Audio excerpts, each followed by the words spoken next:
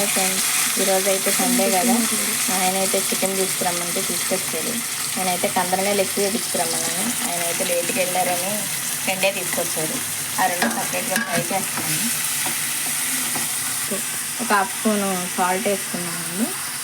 Half అది కలుపుకోవాలి. 5 నిమిషాలు మూత పెట్టుకోవాలి. మూత తీసుకుని అల్లం వెల్లిపాయ పేస్ట్ వేసుకోవాలి. కొంచెం కలుపుకోవాలి.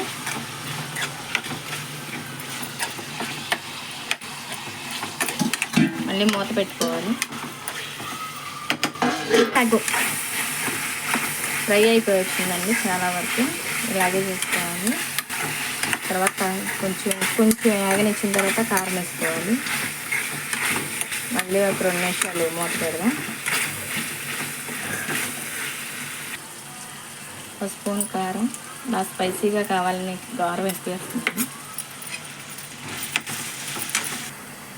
కొంచెం అయితే వాటర్ పోసుకుందండి. కందనకాయ కొంచెం గట్టిగానే ఉంటుంది, కొంచెం మెత్తబడాలి కదా, అందులో వాటర్ ఎక్కువ రాలేదు. ఒక 5 నిమిషాలు మూత పెడదాం. వాటర్ అంటే ఎగిరిపోయిందండి. ఇందులో గరం మసాలా పొడి,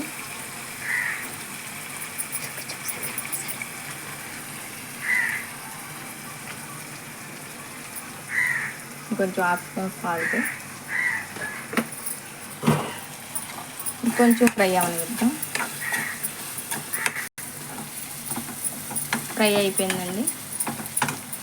మా ఇంట్లో అయితే కొత్తిమీర లేదు, అయిపోయింది. నేనైతే దించుకునేటప్పుడు కరివేపాకు వేసుకుంటున్నాను. కర్రీ అయితే రెడీ అయిపోయింది.